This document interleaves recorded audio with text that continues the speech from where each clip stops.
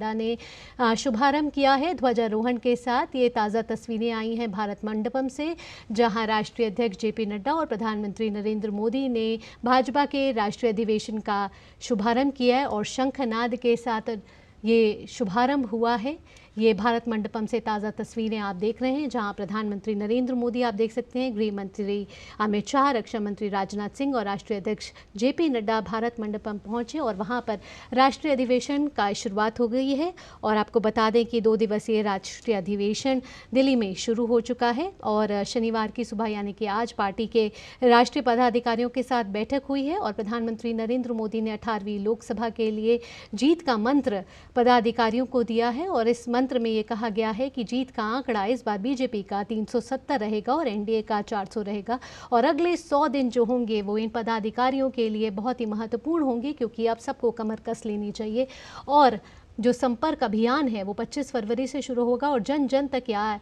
संदेश दिया जाएगा कि 10 साल की जो उपलब्धियां रही हैं सरकार की वो जन जन तक पहुंचे और ये संदेश जाए कि पिछले 10 साल जो भाजपा ने कार्यकाल में अपने उपलब्धियां हासिल की हैं वो लगातार जनमानस तक पहुंचे।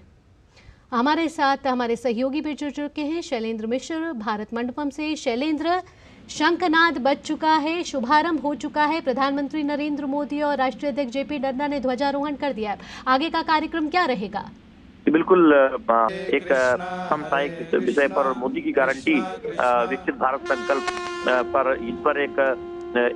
अलग से चर्चा भी है, उस पर चर्चा होगी। तो निश्चित तौर पर जहां तक औपचारिक शुरुआत की सवाल है, हमने देखा कि ध्वजारोहण के साथ ही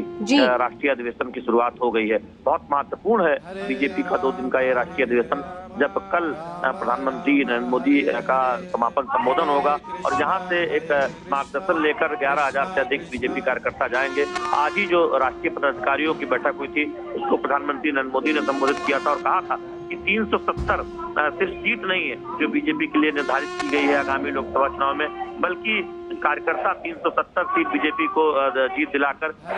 डॉक्टर श्यामा प्रसाद मुखर्जी को एक श्रद्धांजलि देंगे, जिन्होंने अनुच्छेद 370 हटाने का नारा दिया था। जी शैलेंद्र, अभी हमने सुबह भी देखा कि राष्ट्रीय पदाधिकारियों की बैठक हुई है और प्रधानमंत्री नरेंद्र मोदी ने सभी पदाधिकारियों को जीत का मंत्र दिया और साथ ही कहा है कि अगले 100 दिन जो होने वाले हैं वो अपने आप में महत्वपूर्ण होने वाले हैं। निश्चित तौर पर प्रधानमंत्री नरेंद्र मोदी ने एक तरह से बीजेपी कार्यकर्ताओं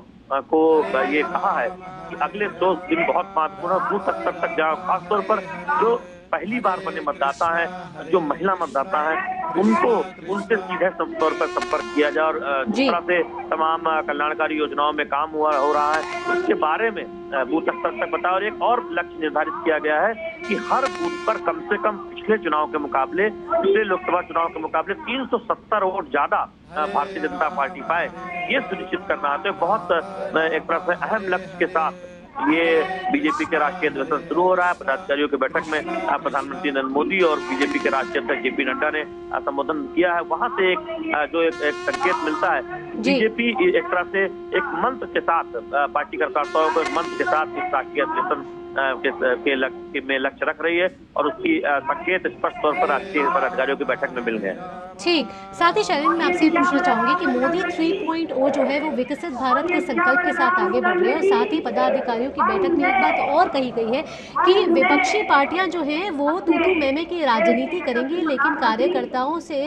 को इसके अलग विकास की गाथा पर आगे बढ़ना है और जो भी भाजपा ने गरीब कल्याण के लिए काम किया है या फिर जन जन तक पहुंचने का काम किया है, उन सभी उपलब्धियों को जन जन तक पहुंचाना है।